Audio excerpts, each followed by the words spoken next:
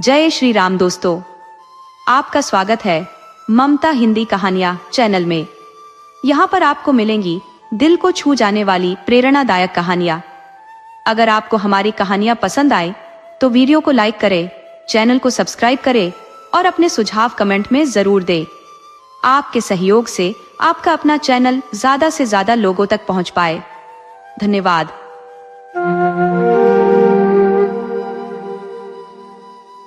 एक बार की बात है कि एक ब्राह्मण बाजार से होकर जा रहा था कि वह बोला, हे नारायण, मैं तुझसे प्रार्थना करता हूँ कि तू मुझे 100 रुपए दे दे तो मैं उनमें से 10 रुपए तेरे नाम के गरीबों को दे दूंगा, क्योंकि उसके पास तो अपने अगले खाने के लिए भी पैसे नहीं थे। नारायण को उस पर दया आ गई और उन्होंने उसकी प्रार्थना सुन ली। ब्राह्मण को तुरंत ही पैसे मिल गए, जिसमें से 10 रुपए उसने अपने दूसरे हाथ में रुमाल में बांध कर निकाल कर रख लिए, ताकि जैसे ही उसको कोई गरीब आदमी मिले तो वह उनको उन्हें दे सके। तभी उसके सामने एक अंधा आदमी भीख मांगता हुआ आया, तो जैसा कि उसने अपनी प्रार्थना में कहा था, उसने उसको 10 रुपए दान में दे दिए। उस अंधे को विश्वास ही नहीं हुआ, सो उसने पूछा, आपने मुझे ये पैसे क्यों दिए?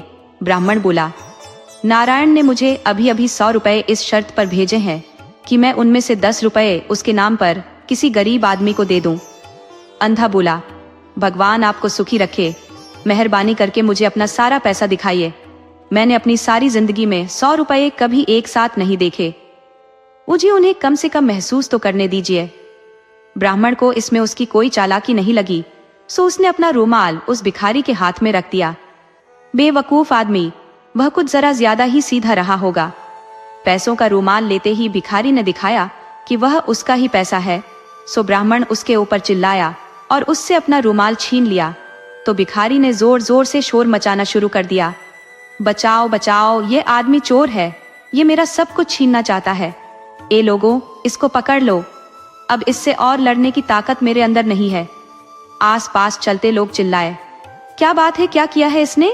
भिखारी बोला, ये मेरे पैसे छीनना चाहता है, देखो इसके हाथ में मेरे सारे पैसे हैं, 90 रुपए, चाहो तो गिन लो, मैं सच बोल रहा हूँ। लोगों ने ब्राह्मण को पकड़ लिया और उसके रुमाल के पैसे गिने तो वे तो वाकई 90 रुपए थे। उन्होंने भिखारी का विश्वास कर लिया और उसका पैसा उसको वापस कर दिया। ब्राह्मण ने इसका बहुत विरोध किया, पर सब बेकार, लोग उसका विश्वास ही नहीं कर रहे थे। उसने उनको अपनी कहानी भी सुनाई, पर वह भी उनकी कुछ समझ में नहीं आई कि ऐसा कैसे हो सकता था। सो वह अपने घर की तरफ जितनी जल्दी हो सकता था चला गया। जब वह घर पहुंचा तो उसने यह किस्सा अपनी पत्नी को बताया, तो उसकी पत्नी ने कहा, तुम भी कितने बेवकूफ थे कि तुमने उस भिखारी को अपने पैसे दिखा दिए। तुमको अभी भी इस अंधे भिखारी की चाल समझ में नहीं आई और तुम यहाँ लौट कर चले आए। जाओ और जाकर उसका पीछा करो और देखो कि वह ये पैसे कहाँ रखता है। ब्राह्मण तुरंत ही बाजार वापस गया। वहां उसको वह अंधा भिखारी मिल गया। वह धीरे धीरे एक मस्जिद की तरफ जा रहा था। मस्जिद के अंदर पहुंचकर वह वहां एक जगह पर बैठ गया। कुछ देर बाद उसने चारों तरफ देखकर कहा, यहाँ तो कोई नहीं है। फिर भी यह यकीन करने के लिए कि वहां कोई नहीं था, उसने अपनी डंडी को अपने चारों तरफ मारा और फिर बोला, हाँ, यहाँ कोई नहीं है, ये जगह सुरक्षित है। फिर वह मस्जिद के एक कोने में गया। वहां पहुंचकर उसने फर्श से थोड़ी सी मिट्टी हटाई और ब्राह्मण से लिए हुए 100 रुपए नीचे रखे एक मिट्टी के बर्तन में रख दिए, जो उसने वहां छिपा रखा था।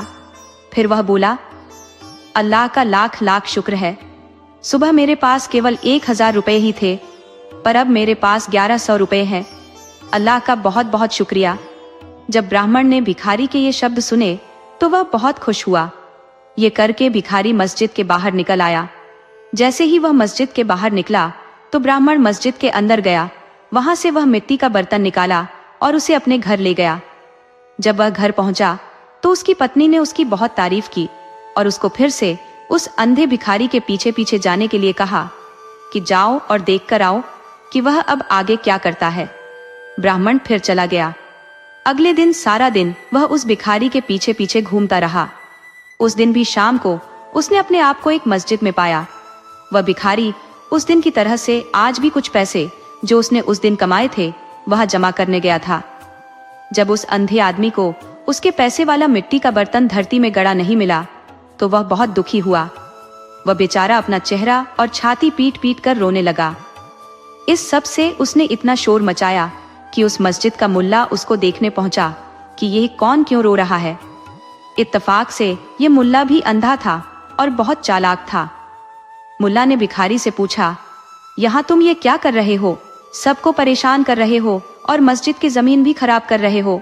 चले जाओ यहाँ से, तुम हमारे और हमारी मस्जिद के ऊपर पाप चढ़ाने वाले हो। यहाँ से तुम तुरंत चले जाओ, वरना मैं अभी लोगों को बुला लूंगा और तुमको अपने इस व्यवहार पर पछताना पड़ेगा। भिखारी बोला, जनाब, मेरे पास जो कुछ भी था मेरा वह सब डाकू लूट कर ले गए हैं। या कोई चोर आया और वह मेरा सारा पैसा निकाल कर ले गया। मैं क्या करूं? मुल्ला बोला, तुम तो बहुत ही बड़े बेवकूफ हो। ये रोना धोना बंद करो और इस घटना से अपने अच्छे भविष्य के बारे में सीखो। किसी ने कभी क्या यह भी सुना है कि कोई अपने 1100 रुपए एक मिट्टी के बर्तन में रखकर इस मस्जिद जैसी आम जगह पर रख दे जहां सारे दिन लोग आते जाते रहते हो? अगर तुमने ऐसा ही किया होता जैसा कि मैंने किया तो तुम्हारे साथ यह न हुआ होता। गरीब भिखारी ने पूछा, तुम कैसे करते हो? मुल्ला बोला, मेरे पास एक बहुत बड़ी खोखली डंडी है। मैं अपना सारा पैसा उसी डंडी में रखता हूँ और वह डंडी मैं हमेशा अपने पास रखता हूँ। देखो, ये यहाँ है। कहकर उसने अपनी डंडी उसके पैर पर मारी। फिर बोला, जाओ, तुम एक और डंडी ले लो और फिर अपने पैसे के बारे में निश्चिंत हो जाओ। ये सुनकर ब्राह्मण ने अंधे मुल्ला की तरफ इस तरह से ध्यान से देखा जैसे वह उसका पैसा भी ले लेगा। सो उसने एक बड़ी डंडी ली, उसको खोखला किया और उसको मुल्ला की डंडी जैसा बना दिया। जैसे ही उसने यह कर लिया और फिर जैसे ही उसको मौका मिला, उसने मुल्ला की डंडी से अपनी डंडी बदल ली। मुल्ला जब भी प्रार्थना करता था तो अपनी डंडी जमीन में रख देता था, और क्योंकि वह अपनी प्रार्थना दिन में कई बार करता था, इसलिए ब्राह्मण को यह मौका ढूंढने में बहुत देर इंतजार नहीं करना पड़ा। ब्राह्मण की पत्नी ने जब यह सुना और बहुत सारे पैसे देखे तो वह तो बहुत खुश हुई। उसने अपने पति से कहा, अब तुम फिर जाओ और देखो कि यह मुल्ला अब क्या करता है। हो सकता है तुम्हें उसका कुछ और खजाना हाथ लग जाए। ब्राह्मण ने उसका कहना माना और वह फिर से उसी मुल्ला की तरफ चल दिया।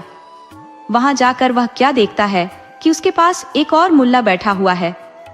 इत्तेफाक से यह दूसरा मुल्ला भी अंधा था। पहला वाला मुल्ला अपने पैसे खो जाने पर दूसरे मुल्ला के सामने रो रहा था, तो दूसरे अंधे मुल्ला ने उससे कहा, तुम्हारी बेवकूफी के लिए अल्लाह का तुम पर कुफ्र पड़े। अब तुम मेरी बात सुनो कि मैं अपने पैसे का क्या करता हूँ। मैं अपना सारा पैसा अपने कपड़ों में सिलकर रखता हूँ। वहां से मेरा पैसा कौन ले सकता है? मेरी सलाह मानो तो तुम भी ऐसा ही कर लो। जब ब्राह्मण ने दूसरे मुल्ला के ये शब्द सुने तो वह तुरंत ही वहां से भाग गया और मधुमक्खियों से भरा एक छत्ता खरीद लाया और उसको उसने एक मिट्टी के बर्तन की तली में लगा दिया। छत्ते के ऊपर उसने काफी सारा शहद रख दिया। इतना करके वह हंसा और बोला, हाँ, उसको डराने के लिए इतना काफी है। फिर उसने एक मुसलमान का वेश बनाया और दूसरे मुल्ला को वह मिट्टी का शहद भरा बर्तन देने के लिए उसके घर की तरफ चल दिया। उसके घर जाकर उसने उसको वह बर्तन भेंट में दे दिया। मुल्ला शहद से भरा बर्तन पाकर बहुत खुश हुआ। उसने उसको आशीर्वाद दिया। बर्तन देकर ब्राह्मण चला आया, पर वह अपने घर नहीं गया। वह उसके घर से थोड़ी दूर जाकर इंतजार करने लगा कि कब वह अपना शहद खत्म करता है। जैसे ही ब्राह्मण उसके घर से गया, मुल्ला ने शहद निकालने के लिए बर्तन में हाथ डाला कि वह उसको बड़े बर्तन में से निकालकर छोटे छोटे बर्तनों में रख दे, क्योंकि वह यह नहीं चाहता था कि कोई दूसरा उसकी इतनी सारी चीज को उसके पास एक ही बार में देख ले। उसने शहद से एक दो छोटे बर्तन भरे ही थे कि अब उसका हाथ शहद की बजाय मधुमक्खियों के छत्ते से जा लगा। मधुमक्खियों को उसका यह बुरा व्यवहार बिल्कुल भी अच्छा नहीं लगा। वे बर्तन में से बाहर उड़ी और उसको चारों तरफ से काटने लगी। वह अपना शरीर पींचता पींचता घर के बाहर की तरफ भागा, पर मधुमक्खियां भी अपने इरादे की पक्की थी। वे भी उसको छोड़ नहीं रही थी। ऐसे समय में कोई उसकी सहायता भी नहीं कर पा रहा था। सो उस अंधे मुल्ला को अपने कपड़े उतारकर एक तरफ को फेंकने ही पड़े और घर के अंदर जाना पड़ा। मधुमक्खियां भी उसके पीछे पीछे भागी। वह बेचारा तो उनके काटने से मर ही जाता अगर उसकी पत्नी एक शहतूत की मोटी सी शाख लिए वहां नहीं आ गई होती। और उसने उससे उनको नहीं मार भगाया होता। इस बीच ब्राह्मण ने मुल्ला के कपड़े उठाए और अपने घर भाग गया। उसकी पत्नी उसको देखकर बहुत खुश हुई। वह बोली, हम लोग तो अब बहुत अमीर हो गए, अब हमें अपनी बाकी जिंदगी के लिए कुछ नहीं चाहिए। जैसे ही मुल्ला को मधुमक्खियों के काटने से थोड़ा सा होश आया तो उसने देखा कि उसके तो कपड़े ही गायब हैं। ये देखकर उसको बहुत परेशानी हुई। वह तुरंत ही पहले वाले अंधे मुल्ला के पास गया और उससे अपना सारा हाल कहा। दोनों ने आपस में मिलकर कुछ सलाह की, सो वे दोनों मिलकर अंधे भिखारी के पास गए और उसे जाकर अपनी अपनी कहानियां बताईं। तीनों ने मिलकर प्लान बनाया कि राजा के पास चला जाए और उससे प्रार्थना की जाए कि वह इस चोर की ठीक से खोज करे। ऐसा ही किया गया। राजा ने उन तीनों की बात ठीक से सुनी और उन तीनों की कहानियों में रुचि लेने लगा। वह खुद भी यह जानने की कोशिश में लग गया कि ऐसा कौन सा आदमी था जिसने इन तीन होशियार और चतुर लोगों को धोखा दिया। उसने सारे शहर में ढिंढोरा पिटवा दिया कि जिसने भी यह सब किया है आकर स्वीकार करे तो राजा उसको माफ भी कर देगा और साथ में उसको अच्छा इनाम भी देगा। ये सुनकर ब्राह्मण राजा के पास गया और उसको सारी कहानी सुनाई। राजा बोला, शाबाश, पर यह तो बताओ कि यह सब तुमने अकेले ने किया या फिर किसी और ने भी तुमको इस बारे में सलाह दी? ब्राह्मण बोला, मेरी पत्नी ने मुझे यह सब करने के लिए मुझे उकसाया हुजूर, और मैंने यह सब किया। राजा बोला, बहुत अच्छे। उसने उसको बहुत सारी भेंटें दी और फिर उसको वहां से भेज दिया। दोस्तों, आपको कहानी कैसी लगी अपने सुझाव कमेंट करना न भूले। तो चलिए आज की अगली कहानी शुरू करते हैं। किसी के अगर कोई बेटा न हो तो ये एक बड़े दुख और शर्म की बात है। ये बहुत दिनों पहले की बात है कि एक बहुत ही अमीर सौदागर बहुत दुखी रहता था क्योंकि उसके कोई बेटा नहीं था। वह यही सोचता रहता था कि कौन उसका नाम आगे चलाएगा, कौन उसका व्यापार संभालेगा, वह किसको अपना इतना सारा पैसा देकर जाएगा। ऐसे ही सवाल उसके दिमाग में हमेशा घूमते रहते थे और उसकी नाउम्मीद आत्मा से एक ही दुख भरा जवाब बार बार आता, मेरे कोई बेटा नहीं है, मेरे कोई बेटा नहीं है। उसने बताए गए समय पर बहुत प्रार्थनाएं की, उसने बताए गए दिनों पर बहुत उपवास किए, उसने बताई गई चीजों के बहुत दान दिए, पर ऐसा लगता था जैसे भगवान की कृपा दी और आष्टी उसके ऊपर थी ही नहीं। उसके कान उसकी तरफ से खुले ही नहीं थे, ऐसा उसको लगता था। भगवान जो सोचता है वह आदमी के सोचने से मेल नहीं खाता। भगवान की इच्छा थी कि उसको एक बेटा मिले, सो समय आने पर उसके एक छोटा सा बेटा पैदा हुआ। सौदागर ने उसका नाम हायबंद रखा। जब वह 5 साल का हो गया तो उसने उसको स्कूल भेजना शुरू कर दिया। वह 10 साल का होने तक पढ़ता रहा। एक दिन वह सौदागर अपनी दुकान की खिड़की के पास बैठा हुआ था कि उसकी दुकान के सामने से 2 लड़के फटे कपड़े पहने जा रहे थे। उसने उनको बुलाया और उनसे पूछा कि वे इतने गरीब क्यों थे। उन्होंने उसको बताया कि उनके माता पिता और भाई मर चुके थे और वे अपने किसी ऐसे दोस्त या रिश्तेदार को नहीं जानते थे जिससे वे कोई सहायता ले सके, इसीलिए वे इस तरह मारे मारे फिर रहे थे। ये सुनकर सौदागर को उन पर दया आ गई। वह उनको यह सोचकर अपने घर ले गया कि उसके बेटे को अच्छा साथ मिल जाएगा और साथ में वह उसकी दुकान पर इधर उधर का काम भी कर दिया करेंगे, साथ में उनकी भी सहायता हो जाएगी। उसने उनको अपने बेटे के साथ ही पढ़ाया लिखाया। अब जैसा कि हम देखेंगे कि ये बच्चे उसके लिए बहुत ही बुरे साबित हुए। बजाय इसके कि वे अपने इस दयालु मालिक को और प्यारे से साथी को धन्यवाद देते या उनकी सहायता करते, उन्होंने तो उनके खिलाफ जालसाजी शुरू कर दी और उनको बड़ी शर्मनाक हालत में डाल दिया। वे सौदागर के बेटे हायबंद के साथ रोज स्कूल जाते, पर हायबंद तो बड़ी मेहनत से पढ़ता, जिससे वह तो बहुत होशियार हो गया, जबकि वे दोनों आलसी और लापरवाह थे। सो उन्होंने वहां अपने जैसे बच्चों से सिवाय बुराइयों के और कुछ नहीं सीखा। एक दिन जब वे तीनों सुबह को स्कूल जा रहे थे तो वे शादी के बारे में बात करने लगे। उन दोनों बच्चों ने हायबंद से कहा, देखो, हमें मालूम है कि तुम्हारी शादी तो बहुत जल्दी ही हो जाएगी, क्या तुम अपने पिता से कहकर हमारी शादी नहीं करवा सकते? हायबंद बोला, हाँ हाँ, क्यों नहीं, मैं अपने पिताजी से कहूंगा कि वह तुम्हारी शादी पहले कर दे, बाद में मेरी शादी करें। इसके कुछ समय बाद ही सौदागर ने शादी कराने वाले को कई जगह भेजा कि वह किसी अमीर परिवार की कोई सुंदर पढ़ी लिखी होशियार लड़की देख कर आए। लड़की देख ली गई और हाईबंद की शादी तय हो गई। शादी के दिन सौदागर ने अपने दोस्तों को एक बहुत बड़ी दावत दी और गरीबों को बहुत दान दिया। फिर उसने अपने बेटे को राजा जैसे कपड़े पहनाए और उसको दुल्हन के घर भेजा। दोनों नीच लड़कों को इस बात का पता था, सो वे उससे पहले ही उसकी ससुराल पहुंच गए और दुल्हन के माता पिता को बरगलाने की कोशिश की कि हाईबंद तो कुछ पागल सा है, आप किससे अपनी बेटी की शादी कर रहे हैं। यह सुनकर वे दोनों बहुत दुखी और नाराज हुए। ये बात अगर उनको कुछ पहले पता चली होती तो उन्होंने सगाई तोड़ दी होती, पर अब वे क्या करें।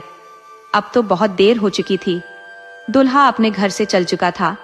इधर वे दोनों लड़के फिर हाईबंद से मिलने के लिए जल्दी से चलकर वापस आए और उसको दवा मिले हुए कुछ फल खाने पर मजबूर किया। उन फलों को खाकर वह बिल्कुल बेवकूफ सा दिखाई देने लगा। इसके बाद वह तुरंत ही सौदागर के पास उसके घर गए और आंखों में आंसू भरकर बोले, जैसे कि वे अपनी इस खोज पर बहुत दुखी हो कि वह लड़की जिससे वह हाईबंद की शादी करने जा रहा था, वह तो एक राक्षसी थी और आदमियों को खा जाने वाली थी। हाईबंद का पिता यह सुनकर सोच में पड़ गया। अब वह क्या करे। शादी की घड़ी आ रही थी और सब लोग दूल्हे के इंतजार में थे। जब हाईबंद अपनी ससुराल पहुंचा तो उसके सास ससुर ने उसको ठीक से देखा भाला, और जब उन्होंने उसको कुछ सोया सा खोया खोया सा और बेवकूफी की हालत में पाया तो उनको लगा कि वे दोनों लड़के सही बोल रहे थे। सो उन्होंने उसको अपनी बेटी देने से इनकार कर दिया। पर वह लड़की जिससे हाईबंद की शादी होने वाली थी और जिसका नाम जोहरा खातून था, बहुत होशियार और अक्लमंद थी। उसको लगा कि इसमें उन लोगों की कोई जाल बिछाने की साजिश है। उसने अपने पिता को मजबूर किया कि वह उसकी शादी हाईबंद से ही कर दे। उसको पूरा विश्वास था कि हाईबंद के पिता इतने सीधे और ईमानदार आदमी थे कि उनको बेवकूफ बनाना बहुत आसान था। खैर, शादी की सारी रस्में पूरी की गई और उन दोनों की शादी हो गई। शाम तक उन दवाओं का असर कम होने लगा तो हाईबंद को होश आने लगा। होश में आने पर उसने अपनी पत्नी को पहचान लिया और उसका साथ पाकर बहुत खुश हुआ। कुछ दिन बाद रीति रिवाजों के अनुसार हाईबंद और उसकी पत्नी अपने घर वापस लौटे। रास्ता थोड़ा लंबा था, सो उन्होंने उसको 2 बार में पूरा करने का इरादा किया। आधे रास्ते में पहुंचकर उन्होंने एक गांव में रात को रुकने का फैसला किया। जब जोहरा सोने चली तो अचानक उसे याद आया कि वह अपनी सास के लिए तो कोई भेंट लाई नहीं है, पर अब वह क्या करे। ससुराल में खाली हाथ जाना तो ठीक बात नहीं थी। वह बहुत दुखी हुई, पर फिर किसी तरह से उसे नींद आ गई। जब वह सो रही थी तो उसने सपना देखा कि एक बहुत गोनी सा आदमी उसकी तरफ बड़ा चला आ रहा था। उसके पास आकर वह उससे बोला, ओ भली लड़की, तू दुखी मत हो, तू नदी के पास जा। वहां तुझे एक लाश पानी पर तैरती मिल जाएगी जिसकी बाह पर एक बहुत कीमती ब्रेसलेट है। तू उस लाश को पुकारना तो वह तेरा कहा मानेगी और तेरे पास आ जाएगी। तू उसका वह ब्रेसलेट उतार लेना और अपनी सास को दे देना। यह अजीब सा सपना देखकर उसकी आंख खुल गई। वह तुरंत उठी और नदी की तरफ चल दी। वहां जाकर उसने देखा कि उससे थोड़ी ही दूर पर एक लाश तैर रही थी। उसने उसको पुकारा तो वह उसके पास आ गई। उसने उसके हाथ से ब्रेसलेट उतारा और अपने घर आकर सो गई। सिवाय उन दोनों नीच लड़कों की नीचता के सब कुछ ठीक चलता रहता, पर उन्होंने यह सब कुछ देख लिया था और यही था भी जो वह चाहते थे।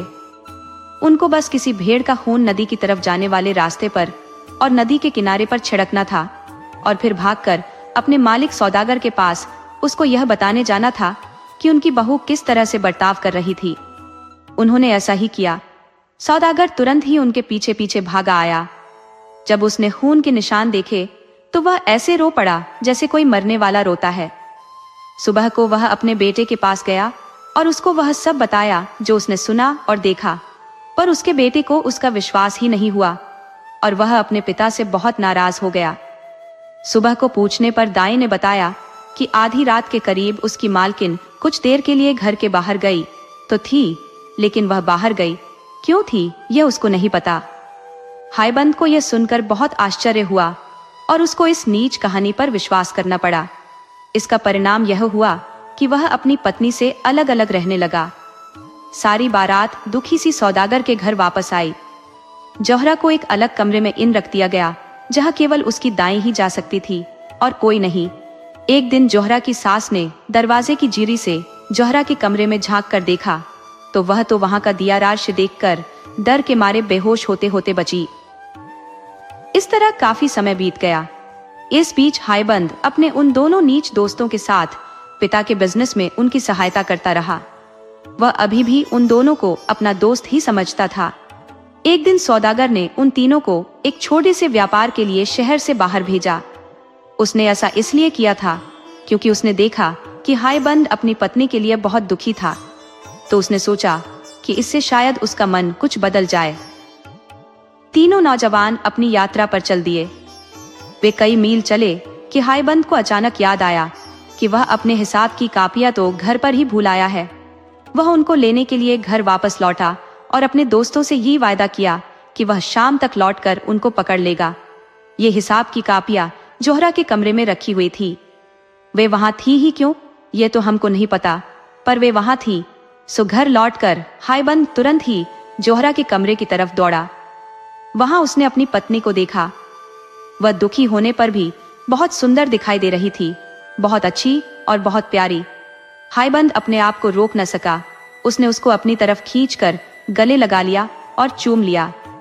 वह उसके पास छिपकर 1 महीने तक रहा और फिर वहां से यह देखने के लिए अपने साथियों के पास चला गया कि उनका और उनके सामान का क्या हुआ। उसने उनको पहले पड़ाव पर ही पाया जहां उसने उनसे मिलने का वायदा किया था।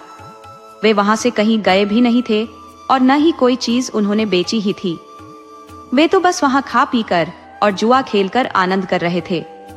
हाईबंद ने जब यह सब देखा तो वह बहुत नाराज हुआ। उसने उन दोनों को बहुत डांटा और वह वहां से अकेला ही व्यापार करने चल दिया। ये दोनों बेचारे घर वापस लौट आए। अब ये दोनों भी हाईबंद से बहुत नाराज थे, सो इन्होंने उसके साथ चाल खेलने की सोची। इन दोनों दोस्तों ने एक फकीर का वेश रखा और सौदागर के घर पहुंचे।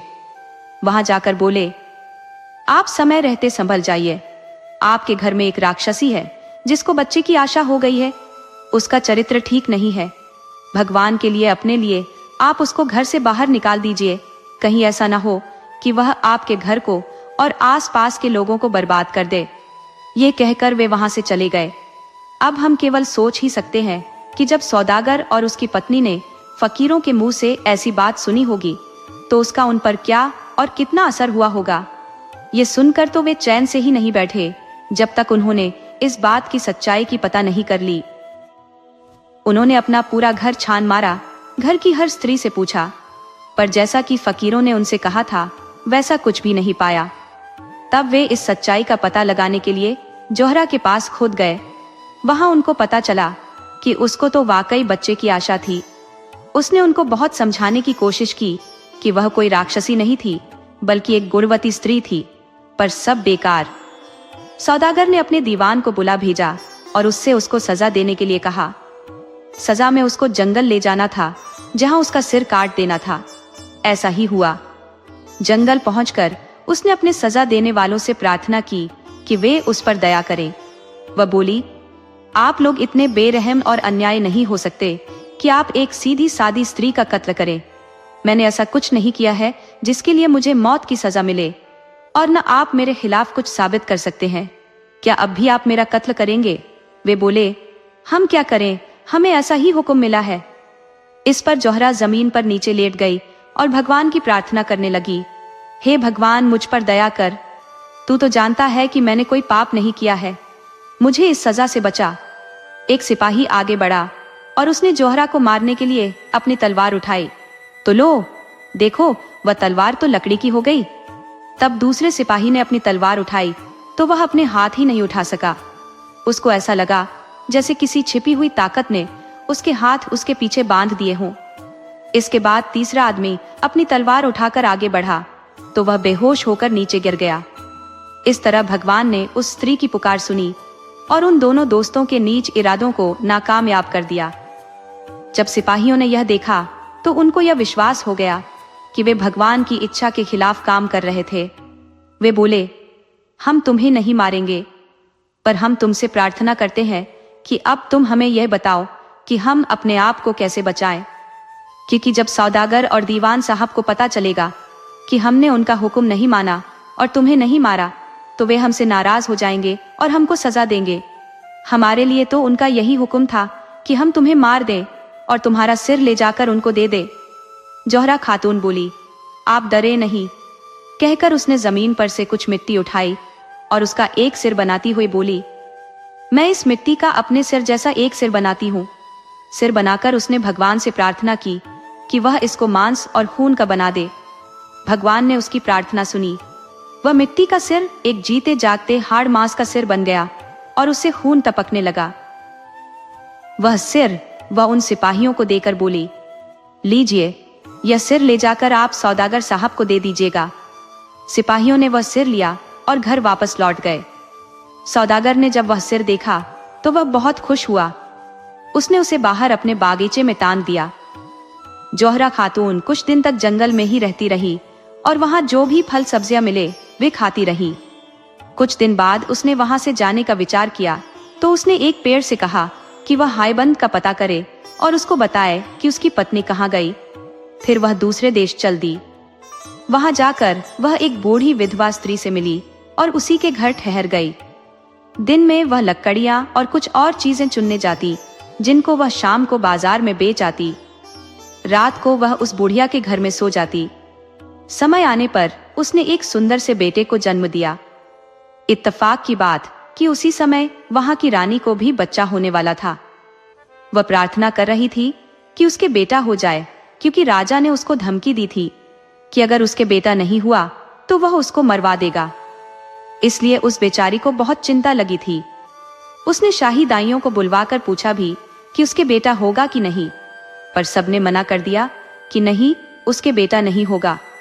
उन्होंने उसको सलाह दी कि वह कोई हाल का जन्मा बेटा ले ले और वह बेटी जो वे सोचती थी कि उसको होगी उसको किसी को दे दे। रानी ने उनकी सलाह मान ली और एक नए जन्मे लड़के को ढूंढने के लिए सब जगह अपने दूत भेज दिए। उन दूतों में से एक दूत उस बूढ़ी विधवा के घर भी आया। उसने जब वह नया जन्मा बेटा वहां देखा तो उससे रानी के लिए उसको उसे बेचने की प्रार्थना की। वह बुढ़िया बहुत लालची थी, सो वह राजी हो गई। उसने उस बच्चे को उस आदमी को दे दिया और वह दूत उस बच्चे को रानी के पास ले गया। जब रानी के बच्चा हुआ तब बच्चे के जन्म की खबर फैलाई गई। सारे देश में खूब खुशियां मनाई गई।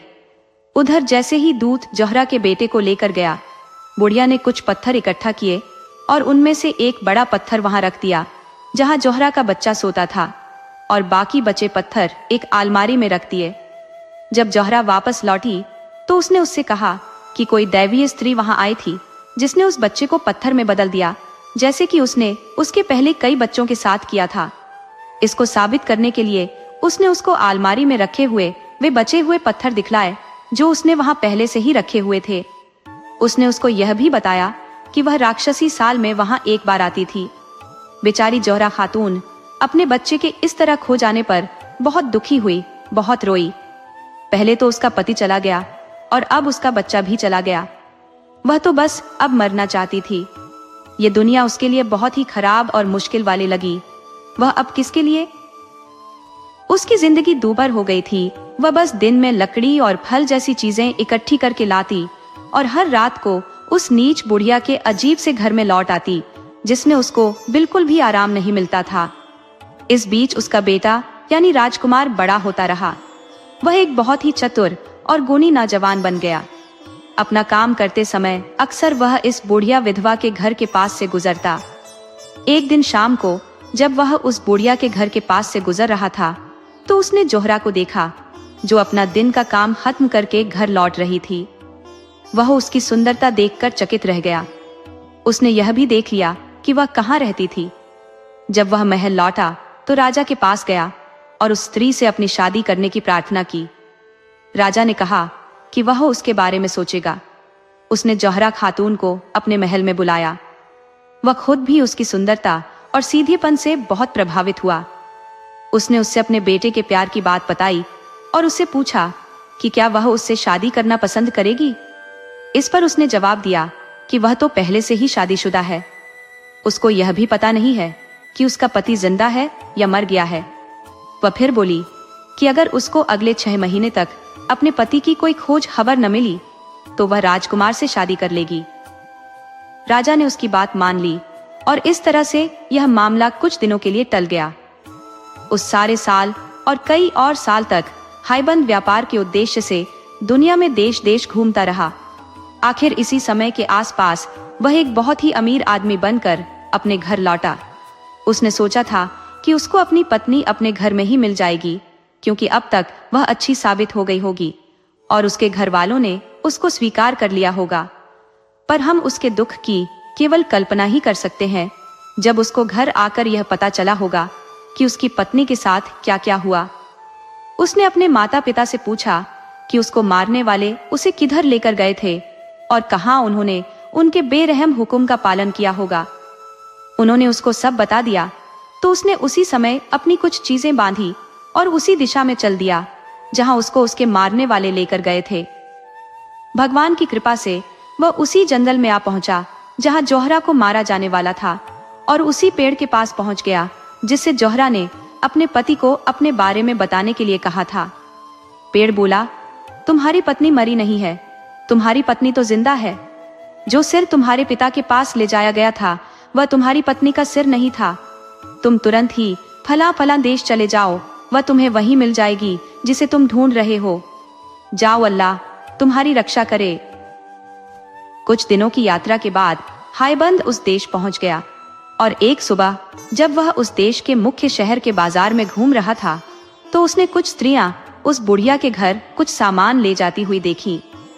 उसने उनसे पूछा, ये सामान किसके लिए है और इसे तुम लोग कहां लेकर जा रही हो? उनमें से एक स्त्री ने उसको बताया कि वहां एक स्त्री रहती थी जिसका नाम जोहरा खातून था।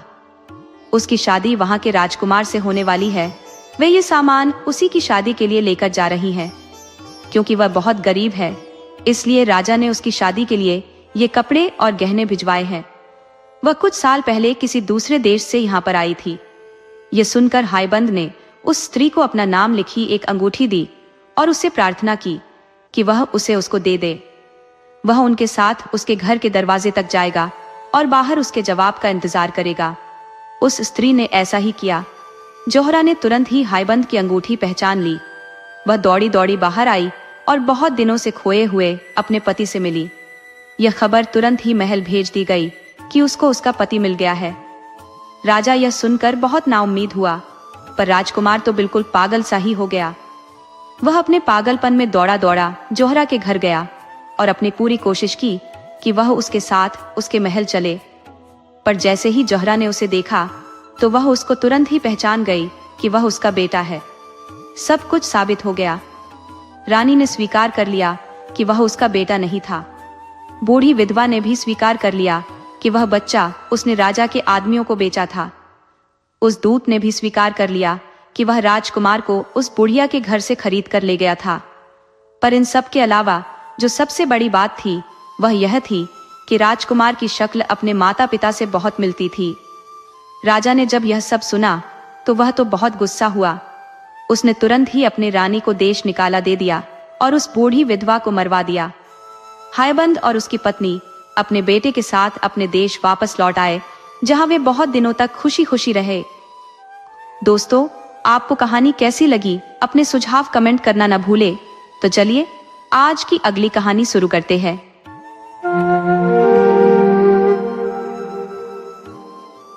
महल में लोगों के दिन बहुत खुशी से गुजर रहे थे, क्योंकि वहां का राजा अपनी पत्नी को बहुत प्यार करता था। रानी भी राजा को बहुत प्यार करती थी। उनके 2 बेटे थे जो चतुर थे, अच्छे थे और अपने माता पिता की आज्ञा पालन करने वाले थे। वे यह सोचते थे कि उनके माता पिता के जैसा दुनिया भर में कोई नहीं था। अब ऐसे घर में तो खुशी का रहना जरूरी था ही, जब तक कि यमराज ने अपने कुत्तों को उनमें से एक को अपने नरक में लाने के लिए न भेजा होता। रोज सुबह राजा को थोड़ी देर के लिए अपनी पत्नी के साथ महल के एक बरामदे में बैठने की आदत थी। अपने इस शांत समय में वे दोनों चिड़ियों के एक जोड़े को अपने बच्चों के लिए खाना ले जाते देखते रहते। एक दिन उन्होंने देखा कि एक नई चिड़िया कुछ और चिड़ियों के साथ अपनी चोंच में कुछ कांटे दबाए उस घोंसले की तरफ उड़ी जा रही है।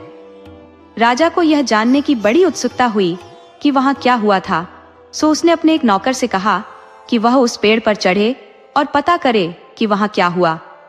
वहां जाकर नौकर को पता लगा कि उस घोंसले के चिड़े की पत्नी मर गई थी और उसने दूसरी शादी कर ली थी। अब नई चिड़िया जो घर में आई थी वह अपने सौतेले बच्चों का कोई काम नहीं करना चाहती थी। उसने सोचा कि अगर वह उनके खाने के लिए बाहर से कांटे ले आएगी तो वह मर जाएंगे और वह उनकी सेवा करने से बच जाएगी। उसने ऐसा ही किया और वे कांटे खाकर वे बच्चे मर गए। वे सब अपनी माँ की लाश के ऊपर पड़े हुए थे। जब राजा और रानी ने यह सुना तो वे बहुत दुखी हुए। राजा बोला, क्या हमारे और चिड़ियों के साथ ऐसे ही होता है? रानी बोली, हाँ, होता तो ऐसा ही है, पर हमारे साथ ऐसा नहीं होना चाहिए। प्रिय, मुझसे वायदा करो कि अगर मैं तुमसे पहले चली जाऊं तो तुम फिर कभी दोबारा शादी नहीं करोगे। राजा बोला, प्रिय, अपना हाथ दो। मैं तुम्हारा हाथ पकड़कर कसम खाता हूं कि तुम जिंदा रहो या मर गई हो, मैं कभी दूसरी शादी नहीं करूंगा, ताकि कहीं ऐसा ना हो कि हमारे दोनों बच्चों को भी इसी तरह का कुछ सहना पड़े जैसा इन चिड़ियों के बच्चों को सहना पड़ा है। कहकर राजा ने रानी को ढांढस बंधाया। रानी भी यह सब सुनकर शांत हुई और राजा को पहले से भी ज्यादा प्यार करने लगी। पर इत्तेफाक की बात कि इस घटना के कुछ दिन बाद ही रानी चल बसी। राजा तो उसके बिना इतना दुखी हो गया कि लोगों ने सोचा कि अब तो वह भी मर जाएगा। कुछ समय बीत जाने पर वह कुछ संभला और देश का राजकाज संभालने लगा। कुछ और समय बीत जाने पर उसके वजीरों, दरबारियों और दूसरे कुलीन लोगों ने उससे दूसरी शादी करने की प्रार्थना की। जैसा कि सोचा जा सकता है, उसको यह काम करने में जरूर ही बहुत परेशानी हो रही होगी। पहले तो राजा उनसे बात ही नहीं करते थे, पर वे भी अपनी प्रार्थना लगातार करते ही रहे। यहाँ तक कि उन्होंने राजा से दोबारा शादी करने के लिए हाँ करवा ही ली। उनके एक वजीर की बेटी का उनके लिए प्रस्ताव आया और राजा ने उसको स्वीकार कर लिया। जल्दी ही उन दोनों की शादी हो गई। अब दुख के दिन शुरू हुए। जैसी कि उम्मीद की जाती थी, नई रानी दोनों राजकुमारों से जलने लगी और उनके खिलाफ कुछ जाल रचने लगी। राजकुमारों ने उसकी इच्छाओं को ध्यान में रखते हुए उसको खुश रखने की बहुत कोशिश की। कभी उसकी इच्छाओं के खिलाफ जाने की जुर्रत नहीं की, पर सब बेकार। रानी उन दोनों से बहुत नफरत करती थी और उसको उस दिन की इच्छा थी जब वह उनको देश से बाहर निकालकर बर्बाद कर देगी। उसने उतने समय तक इंतजार किया जब तक उसने यह नहीं देख लिया कि राजा उसको बहुत प्यार करता है और वह उसके लिए कुछ भी कर सकता है। तब उसने राजा से राजकुमारों की अपने साथ बुरा व्यवहार करने की और अपना कहना न मानने की शिकायतें करनी शुरू कर दी। इसके अलावा उसने उससे यह भी कहा कि अगर राजा उसको इतना प्यार न करता तो वह उनका ऐसा व्यवहार बिल्कुल नहीं सह सकती थी। राजा यह सुनकर बहुत गुस्सा हुआ।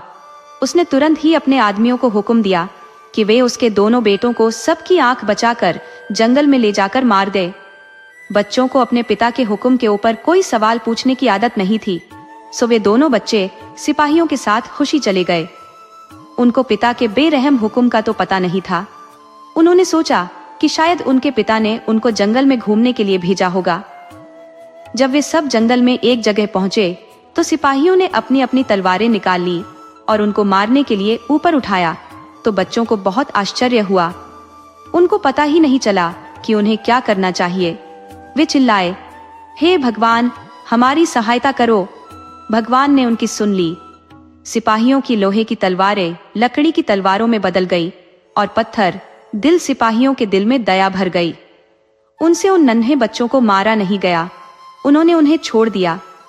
उनके प्रति भगवान को उसकी दया के लिए धन्यवाद देते हुए दोनों राजकुमार अपने अपने घोड़ों पर सवार होकर वहां से जितनी तेजी से भाग सकते थे भाग लिए। कुछ देर बाद वे एक साफ पानी की नदी के पास आए तो उन्होंने सोचा कि वे वहां पर खाना खा लें और आराम कर लें।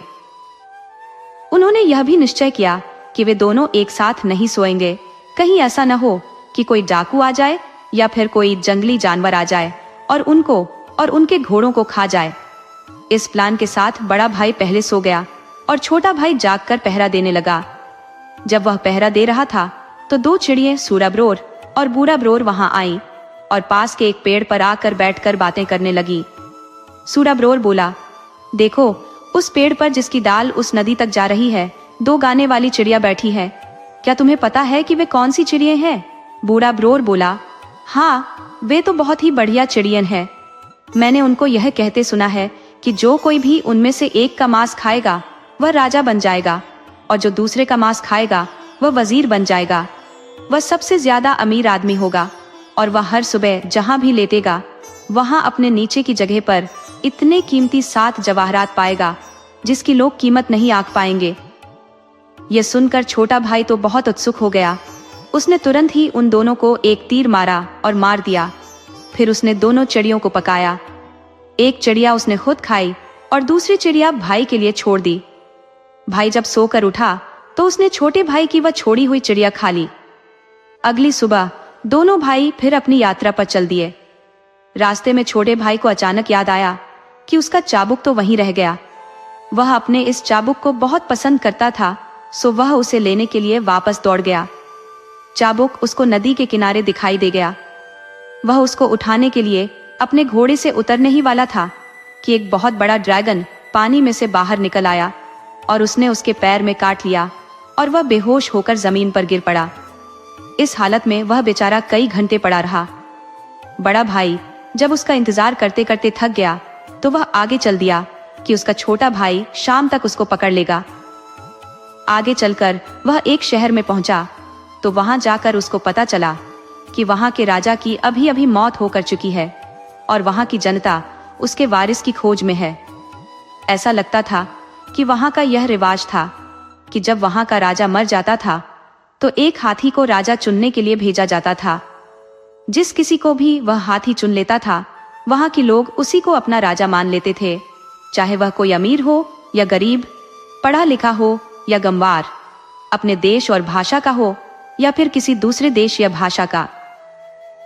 जब बड़ा राजकुमार वहां आया तो राजा को चुनने वाला यह हाथी वहीं चक्कर काट रहा था। जैसे ही उसने राजकुमार को देखा तो तुरंत ही उसको सिर झुकाया। सो लोग उस राजकुमार को शहर के अंदर ले गए और उसको राजगद्दी पर बिठाकर राजा घोषित कर दिया गया। उधर छोटा राजकुमार भी होश में आ गया था। वह इस तरह होश में आया था कि उस नदी के पास एक योगी रहता था जो उस नदी पर हर छठे महीने वहां से थोड़ा सा पानी लेना आता था। जिस दिन राजकुमार को वहां ड्रैगन ने काटा था वह दिन उसके वहां से पानी लेने का दिन था। सो जब वह वहां आया तो उसने वहां उस नौजवान का बेहोश शरीर देखा। उसको उस पर दया आ गई। वह समझ गया कि ड्रैगन ने ही यह सब किया है। सो उसने जादू के कुछ शब्द पढ़े जिन्होंने नदी का पानी सुखा दिया और ड्रैगन नदी में से बाहर निकल आया। ड्रैगन ने बाहर निकलकर पूछा, तुमने ये नदी खाली क्यों की? योगी ने जवाब दिया, क्योंकि तुमने इस नौजवान को काटा। तुमने ऐसा क्यों किया? ड्रैगन बोला, ओ योगी, 2 चिड़ियां थी जो अक्सर यहाँ आया करती थी और अपने गीतों से यहाँ की हवा को भर दिया करती थी। इस राजकुमार ने उनको मार दिया, इसलिए मैंने इसको काट लिया। योगी बोला, ये तुमने अच्छा नहीं किया। सुनो, अब तुम अपना जहर इसके पैर से निकाल लो ताकि यह जिंदा हो सके, वरना तुम मर जाओगे। ड्रैगन बोला, मुझे माफ करे, जैसा आपने कहा है मैं वैसा ही करता हूँ। इस तरह राजकुमार फिर से जिंदा हो गया। उसने योगी को धन्यवाद दिया और आगे चल दिया। पर बदकिस्मती से उसने वह सड़क नहीं ली जिस पर उसका भाई गया था। वह दूसरी सड़क पर चला गया। उस सड़क पर चलते चलते वह एक गांव में आ पहुंचा जहां कई भयानक डाकू रहते थे।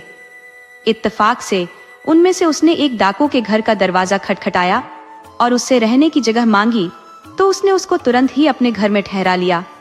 उन्होंने उसका बड़े जोर शोर से स्वागत किया और अच्छी सी रहने की जगह दी। पर अफसोस, जब वह सोने के लिए लेटा तो वह और उसका पलंग दोनों फर्श में से होकर नीचे एक बहुत ही भयानक तहखाने में गिर पड़े। वह बेचारा तो वहां मर ही गया होता अगर उन डाकुओं की एक लड़की ने उसको वहां देख न लिया होता और वह उससे प्यार न करने लगी होती तो वह तो उस घर को अच्छी तरह जानती थी।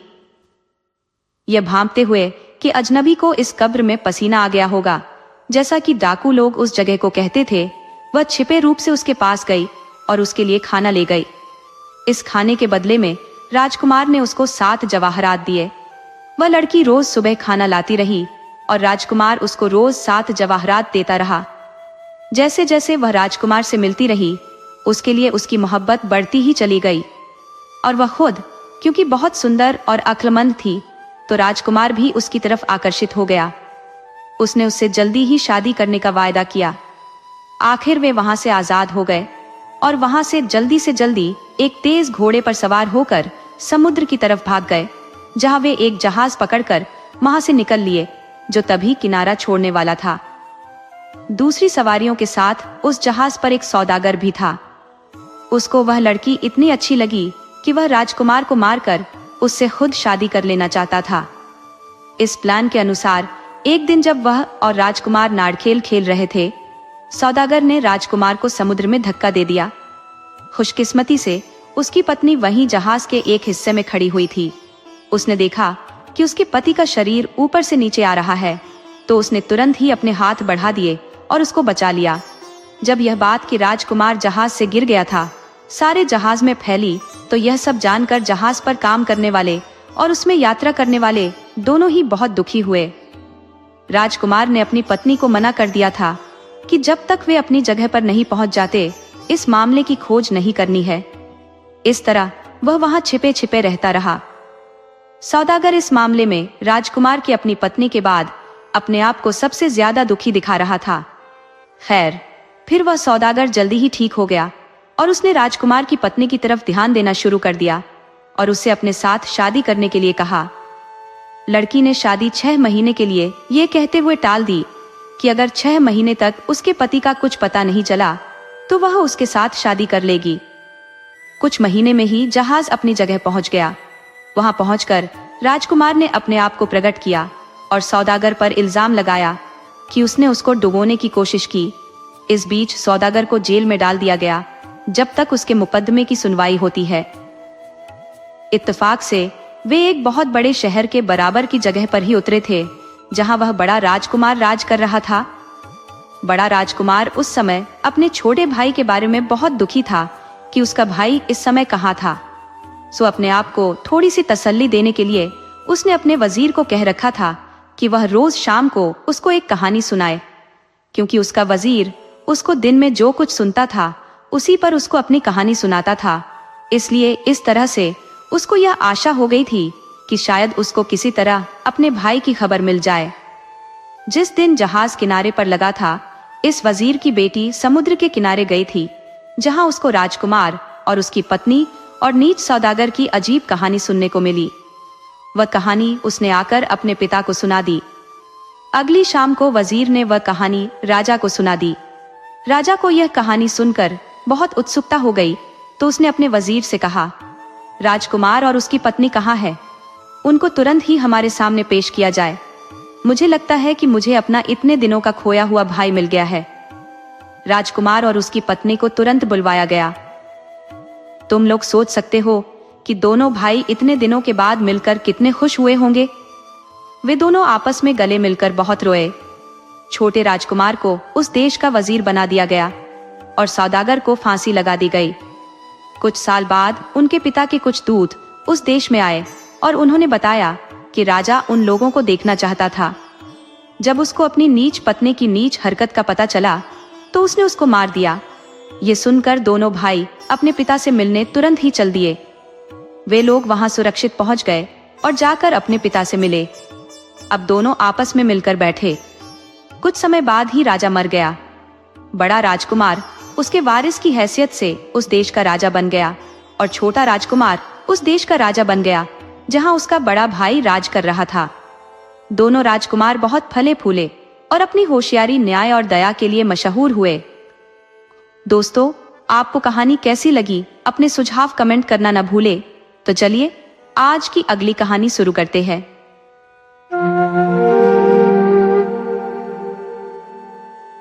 यह समय खेतों में हल चलाने का था। सो एक किसान जल्दी ही अपने खेतों में हल चलाने के लिए घर से निकला और अपनी पत्नी से कहता गया कि वह जल्दी से उसका खाना लेकर खेत पर आ जाए। सो जब उसका चावल तैयार हो गया तो वह उसको अपने पति के लिए लेकर खेत की तरफ चल दी। खेत पर पहुंचकर उसने खाना उससे कुछ दूरी पर रखा और बोली, ये रहा तुम्हारा खाना। मैं अभी यहाँ ठहर नहीं सकती, सो मैं जा रही हूँ। किसान बोला, ठीक है, और अपने काम में लग गया।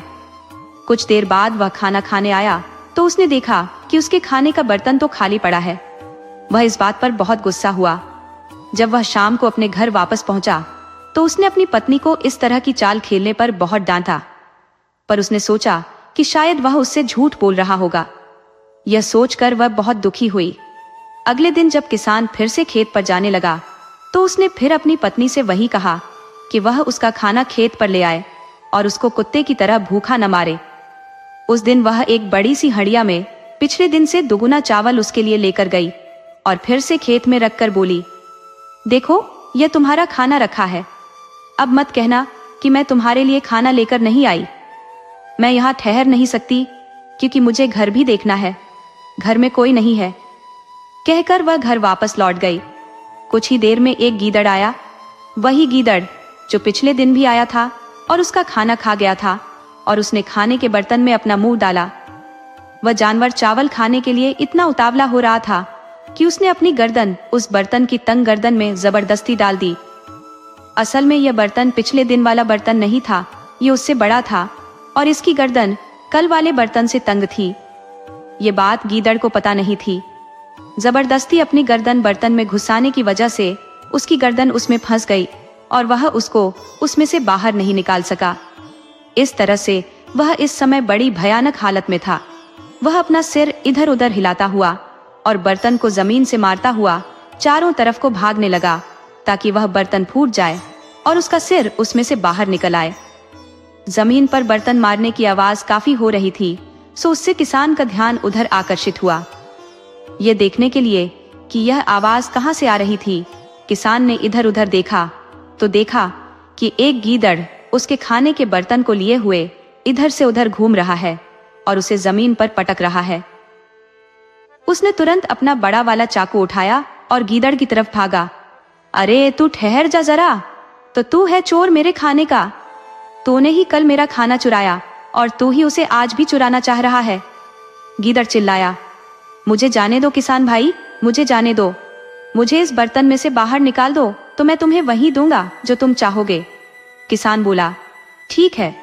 और यह कहकर उसने अपने खाने का बर्तन तोड़ दिया और गीदड़ को आजाद कर दिया। गीदड़ चैन की सांस लेते हुए बोला, धन्यवाद किसान भाई, धन्यवाद, तुम्हारा बहुत बहुत धन्यवाद, पर तुम आज का यह दिन कभी नहीं भूलोगे। कहकर गीदड़ ने उसे गुड डे कहा और राजा के महल की तरफ चल दिया जो वहां से कुछ दूरी पर था। शाही कमरे में पहुंचकर गीदड़ बोला, राजा साहब, आप मुझे हुक्म करें तो मैं आपकी बेटी की शादी तय करा दूं। आप मुझसे गुस्सा मत होइएगा। मुझे इस मामले पर योर मैजेस्टी से बोलना तो नहीं चाहिए था। अगर मैंने राजकुमारी के लायक एक लड़का अभी हाल में न देखा होता तो। राजा बोला, तुम उसको यहाँ लेकर आओ तो फिर हम उसको देखते हैं। सो गीदड़ तुरंत ही उलटे पैरों वापस लौट गया और किसान के घर पहुंचा। उसने तुरंत ही पड़ोसी राज्य के राजा के पास तैयार होकर चलने के लिए कहा। उसने कहा कि वह उसको अपना दामाद बनाने के लिए उसको देखना चाहता था। पहले तो किसान अपने बेपढ़े लिखे और गरीब होने की वजह से कुछ सकुचाया। वह एक राजा से कैसे बात करनी चाहिए, वह इस बारे में क्या जानता था। इतने बड़े लोगों के बीच में कैसे उठना बैठना और बात करना चाहिए, यह भी उसको आता नहीं था। और फिर राजा के पास जाने के लिए उसके पास ठीक से कपड़े भी तो नहीं थे। पर गीदड़ ने उसको राजा के महल जाने के लिए मना ही लिया और उसकी हर हाल में सहायता करने का वायदा किया। सो गीदड़ और किसान राजा के महल की तरफ चल दिए। जब वे राजा के महल पहुंचे तो गीदड़ तो योर मैजेस्टी को ढूंढने चला गया और किसान महल में घुसने वाले कमरे में जूते रखने की जगह के पास वहीं फर्श पर उकड़ों बैठ गया और राजा का इंतजार करने लगा। गीदड़ राजा के पास पहुंचा और बोला, योर मैजेस्टी, मैं उस लड़के को ले आया हूँ जिसके बारे में मैं उस दिन आपसे बात कर रहा था। वह बहुत ही मामूली कपड़ों में आया है और न कुछ दिखावा ही किया है। वह अपने साथ बहुत सारे आदमी भी नहीं लाया ताकि योर मैजेस्टी को उनको ठहराने की कोई परेशानी न हो। योर मैजेस्टी को इस बात का बुरा नहीं मानना चाहिए, बल्कि उसकी समझदारी की तारीफ करनी चाहिए। राजा ने उठते हुए कहा, बिल्कुल बिल्कुल, चलो मुझे उसके पास ले चलो। गीदड़ राजा को वहां ले आया जहां वह किसान को छोड़ गया था और बोला, यह यहाँ है। राजा गीदड़ से बोला, क्या ये जो जूतों के पास उकड़ू बैठा है? फिर राजा किसान से बोला, अरे दोस्त, तुम वहां ऐसी जगह क्यों बैठे हो? किसान बोला, ये एक अच्छी और साफ सुथरी जगह है योर मैजेस्टी, और यह जगह मेरे जैसे गरीब के बैठने के लिए ठीक है। गीदड़ ने कहा, आप जरा इसकी विनम्रता तो देखिए महाराज कि यह कितना विनम्र है। राजा बोला, तुम आज की रात हमारे महल में रहोगे। कुछ मामले हैं जिनके बारे में मैं तुमसे बात करना चाहूंगा। कल अगर सुविधा हुई तो फिर मैं तुम्हारा घर देख कर आऊंगा। उस शाम राजा, किसान और गीदड़ तीनों बात करते रहे। जैसी कि किसान से उम्मीद की जाती थी, किसान बार बार धोखा देता रहा और चालाक गीदड़ बेचारा मामलों को संभालता रहा। आखिर राजा इस रिश्ते के लिए तैयार हो ही गया। पर कल क्या होगा? गीदड़ रात भर अपने दिमाग में इसी बात पर विचार करता रहा। जैसे ही राजा और किसान अगले दिन सुबह उठे तो गीदड़ ने उनसे शादी की इजाजत मांगी और राजा ने हाँ कर दी। तुरंत ही गीदड़ किसान के घर की तरफ गया और उसके घर में आग लगा दी। और जब वे वहां आए तो वह रोता हुआ दौड़कर उनके पास गया और बोला, राजा साहब, मैं आपसे प्रार्थना करता हूँ कि आप लोग और पास मत आइए। इस आदमी की जायदाद और मकान सब कुछ जल गया है। लगता है कि यह इसके किसी दुश्मन का काम है। मैं आप लोगों से प्रार्थना करता कि अभी आप लोग यहाँ से चले जाइए। सो बेचारा सीधा सादा राजा वहां से लौट गया। कुछ समय बाद राजा ने अपनी बेटी की शादी गंवार बे पढ़े लिखे किसान से कर दी। दोस्तों, आपको कहानी कैसी लगी अपने सुझाव कमेंट करना न भूले।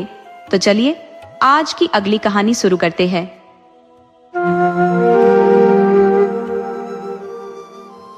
एक बार की बात है कि एक जगह एक बहुत बड़ा और अमीर राजा रहता था। उसके एक ही बेटा था। जब उसका बेटा बड़ा हो गया तो उसने सोचा कि वह उसको एक सौदागर की हैसियत से दूर देशों में भेजे, ताकि उसको दूसरे लोगों के बारे में, दूसरी जगहों के बारे में, दुनिया के बारे में कुछ जानकारी हासिल हो, ताकि जब उसका राजगद्दी पर बैठने का समय आए तो वह राजा बनने पर अच्छी तरह से राज कर सके। सो उसने उसको बहुत सारा पैसा दिया, बहुत सारा सामान दिया और उससे कहा कि वह जहां चाहे जाए, पर अपनी आंखें खुली रखे और जितना चाहे उतना पैसा कमा कर लाए। सब तैयारी हो जाने पर राजकुमार जाने के लिए तैयार हुआ। वजीर का बेटा उसका बहुत अच्छा दोस्त था।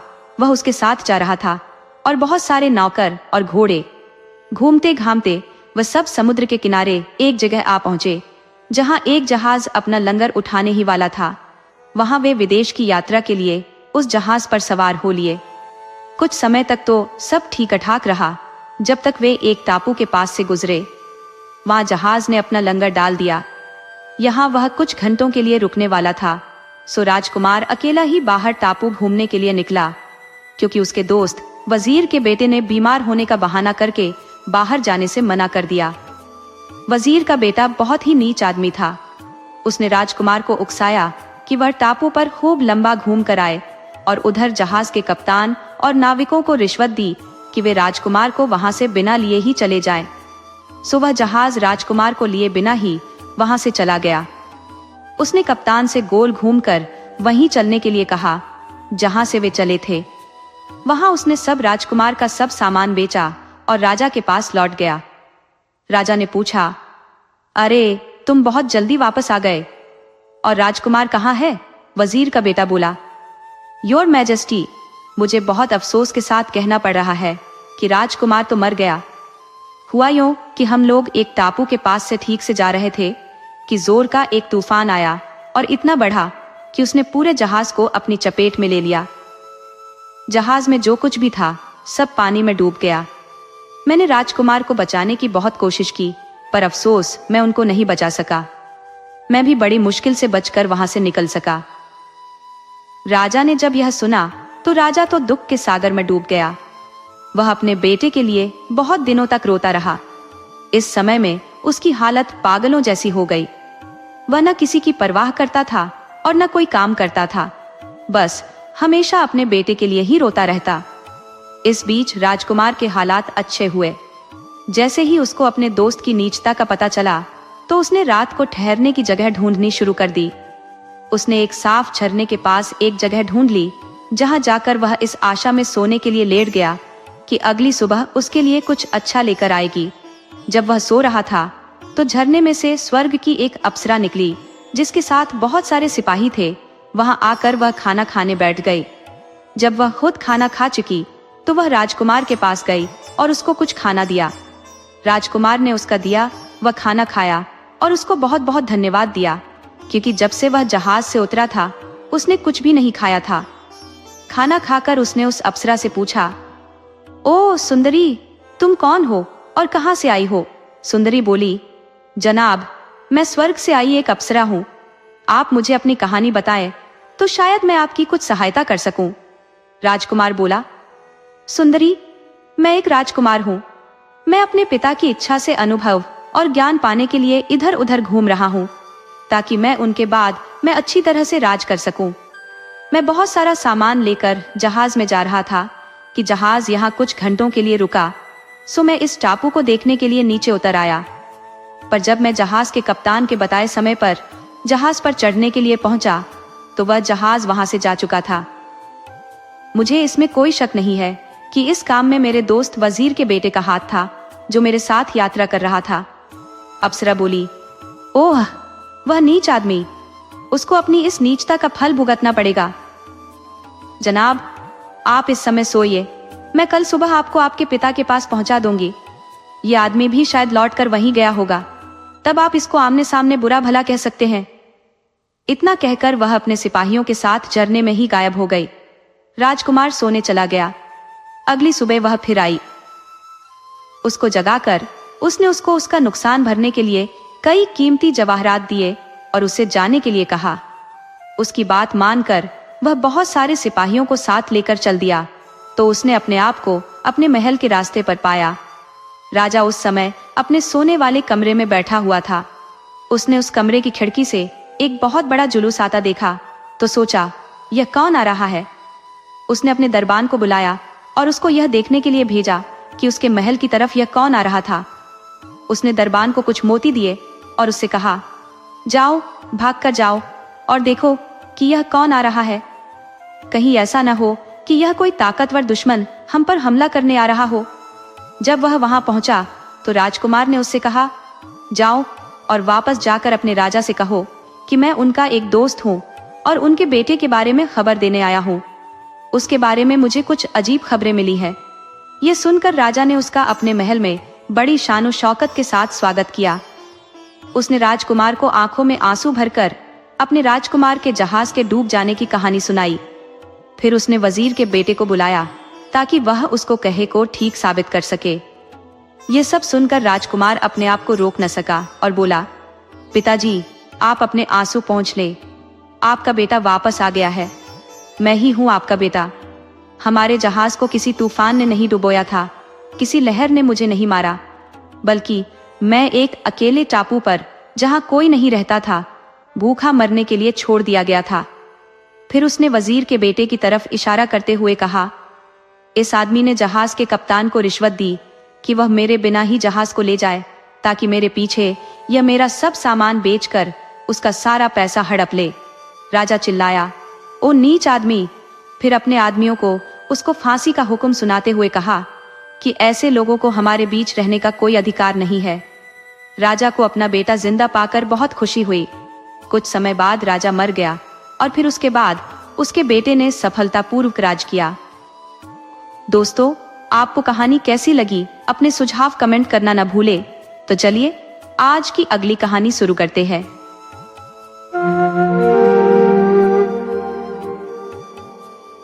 एक बार की बात है कि एक राजा अपने बागीचे में टहल रहा था कि एक बार हसिंगा उस बागीचे की बाड़ तोड़कर बागीचे के अंदर आकर इधर उधर भागने लगा और बागीचे में लगे फूलों को तहस नहस करने लगा।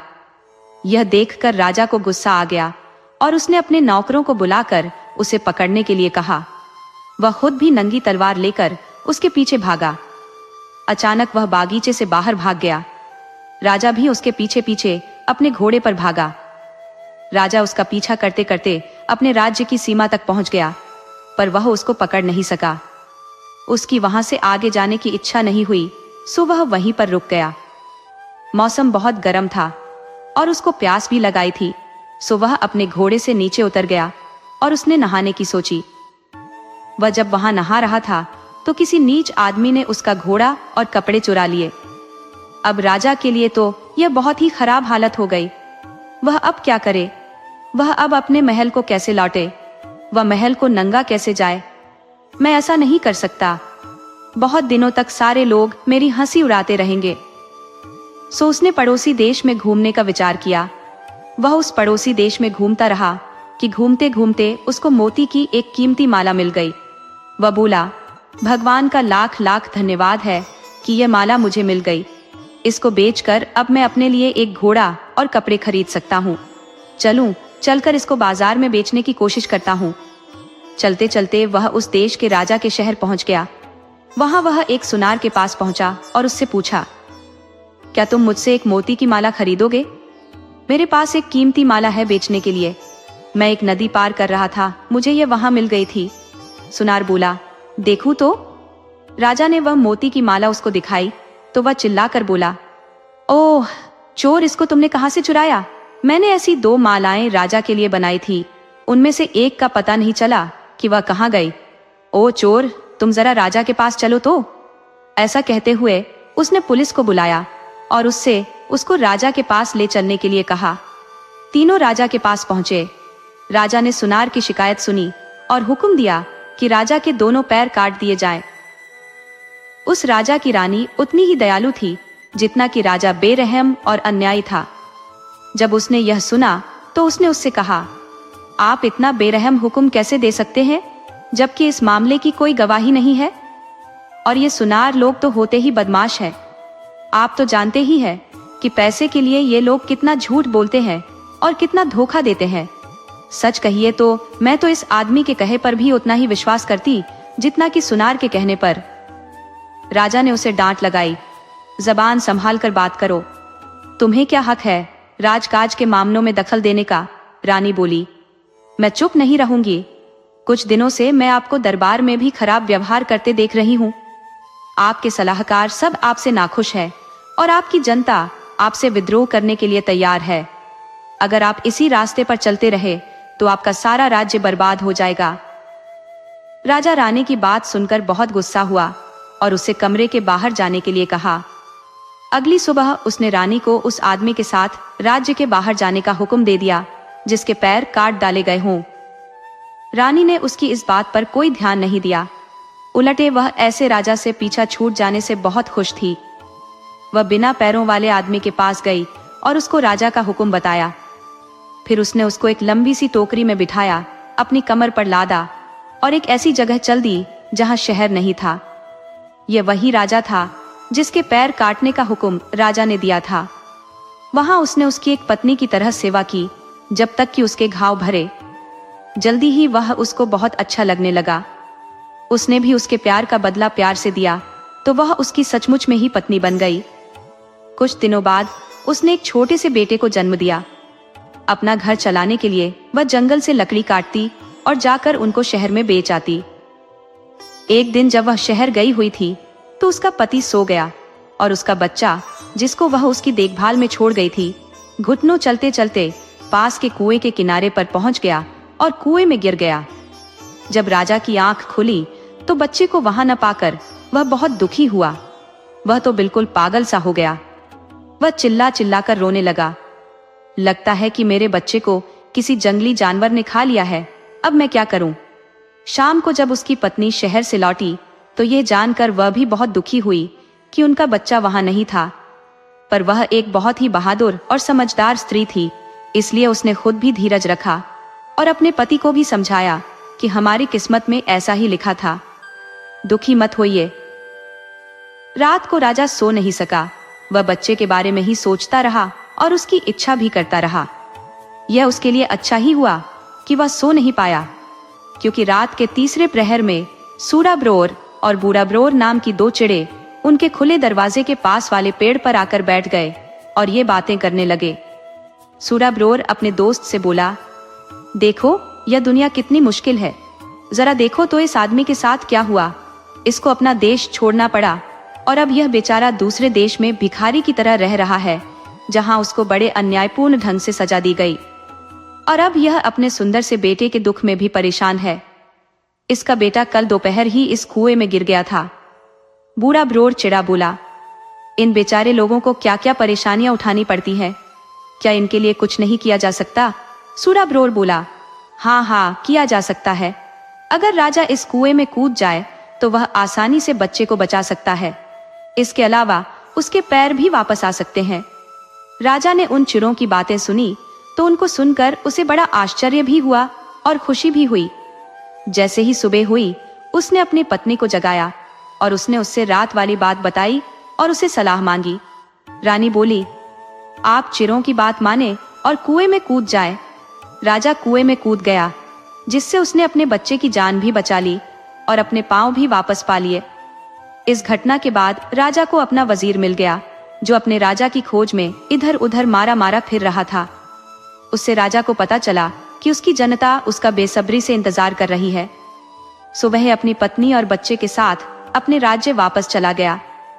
वह फिर से अपनी राजगद्दी पर बैठ गया और पहले की तरह से राज करने लगा।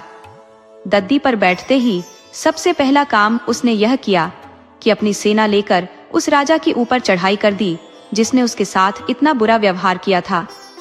वह जीत गया और दूसरे राजा को बहुत शर्म आई। उसको उससे दया की भीख मांगनी पड़ी। उसने उसे बताया कि उस सुनार की वजह से उसे उसके साथ ऐसा व्यवहार करना पड़ा। अब उसको वह जाते ही सजा देगा। राजा ने उसको माफ कर दिया और उसको छोड़ दिया। उसके बाद सारे राज्य में शांति और खुशी हो गई। राजा उस दूसरे राजा की पत्नी के साथ खुशी खुशी रहा। उसके कई और बच्चे हुए। वह काफी दिनों तक जिंदा रहा। जब बूढ़ा होकर वह मरा तो लोग उसके लिए बहुत रोए।